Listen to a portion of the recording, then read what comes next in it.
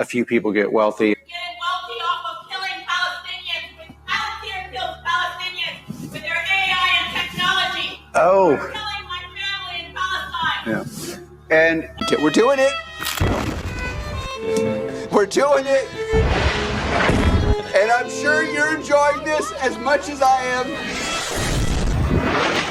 The demon that walks the earth, claiming to be a savior to the people of the Western world with involvements in the CIA, ICE, Ukraine. His companies are actively robbing people of basic human rights, which he learned to protest against. A trend we will see throughout this entire video is Karp and everyone around him realizing he was different, and I'm quoting him here, "I just think I've always viewed myself as I don't fit in and I can't really try to." And thus the creation of Palantir. Palantir is a software company that can integrate, analyze massive amounts of data from images, spreadsheets, DNA, pretty much anything, all on a platform that is accessible and easily understandable to anyone. The reason they named the company Palantir is after the Seeing Stones in Lord of the Rings. It's very powerful. It helps you understand the world better. It was originally created by the elves. It was meant to be used for good purposes.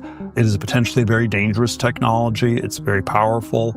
Ends up playing a very important role in the way the series goes. Peter Thiel, who is a very important figure. Well, you know, Peter and I have been friends for almost 30 years. We met at Stanford. He was on the right side of many issues. He's a little more eclectic, I think, than Pete, but mostly on the right, and I was mostly, if not exclusively, on more kind of a progressive side of things. We invest in companies for two reasons. The first reason is we invest in companies to deliver capabilities to CIA, NSA, and other agencies we work with. And by that I mean when we make an investment, we also facilitate the piloting of those technologies by the agencies we work with.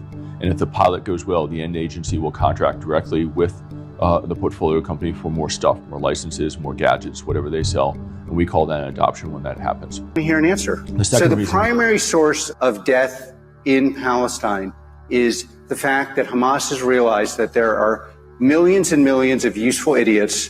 The second reason we invest is to deliver insight. It's important for the CIA and other government agencies to understand where commercial technology is going, how they may be able to take advantage of it, but also how their adversaries may take advantage of it. Okay. How dare you, your AI and your technology from Palantir kills Palestinians? Mostly terrorists, that's true. No, it's not. If you say mostly, so it's okay to kill. Okay. Dumb bombs account for almost half of Israel's air-to-ground munitions in Gaza. Up to 45% of air-to-ground munitions Israel has used in Gaza are the so-called dumb bombs. That is according to the latest U.S. intelligence assessment, described exclusively to CNN by three sources who saw it. The unguided or dumb bombs are less accurate and more likely to cause civilian casualties. Dumb bombs are just missiles they drop on areas with no precision, and I will quote them, "These bombs are cheaper and you don't want to waste expensive bombs on unimportant people." And by the way, the pain of Palestinians is something that everybody, and anyone who dies in war, obviously people care about. The obvious solution to war is to have the West having the strongest, most precise, deadly weapons possible. And by the way, the primary way you minimize these deaths is you're so strong no one attacks you. And the responsibility we have who want pragmatic, real world solutions, like of course wars lead to innocent deaths. What do you do to minimize the death? Under what conditions? Who controls the technology? Does America control the products we produce? At what point, if we're going to have generalized deadly AI, does the government have a responsibility to control who owns it, who runs it, what is it used for? The thing that scares people about AI is scary, which is that it can be abused. It will give great powers, much more power over it than they otherwise would have without it. And it will lead to a hierarchical disparity, which will lead to how the world is governed. They will define the world order. And that world order is going to look like the person doesn't get to speak or they only get to speak.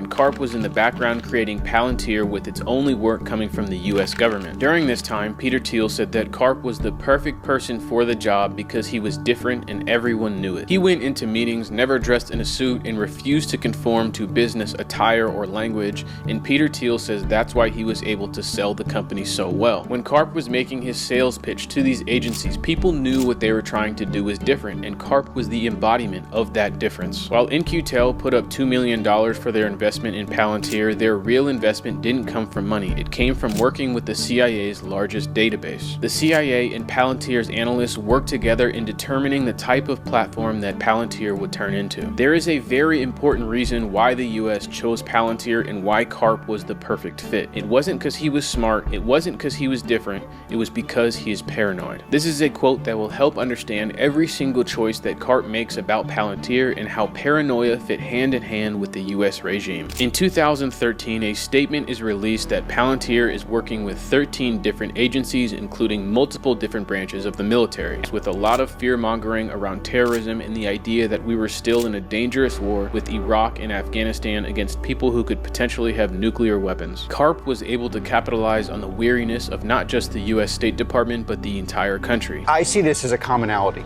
America needs to establish dominance on the battlefield. Alex Karp is here. He is the co-founder and CEO of Palantir Technologies. The company's data mining software is used by various government agencies in the United States, including the CIA, FBI, and NYPD. It is also used by hedge funds and other financial firms.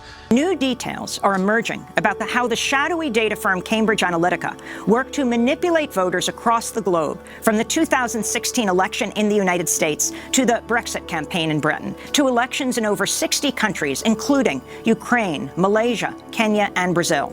Project Lavender is an AI technology first used in the Gaza Strip in 2021, where they claimed it was the first AI war, but it wasn't a war, it was a slaughter. Alex Karp flew to Tel Aviv to re-sign an agreement with the IDF in 2024, and the IDF has continued its slaughter of the Palestinian people for over 18 months. But what does Palantir provide to the IDF as part of this slaughter? An Israeli soldier tells a journalist, "I would invest 20 seconds for each target and do dozens of them a day. I had zero added value as a human, apart from being a stamp of approval. It saved a lot of time, the machine did it coldly, and that made it easy." Power is that we have entered a new era where humanity and morality is now data points processed through endless lines of code to be acted upon with the click of a mouse. Palantir sells fear that if someone had the power we could provide you, imagine what they would do to you. Because while his father chose to take care of children as a pediatrician, Karp has made his choice to kill them. And while his mother will leave a legacy of encapsulating the pain of prejudice and murder through art, Alex Karp has decided his fate as the bringer of death.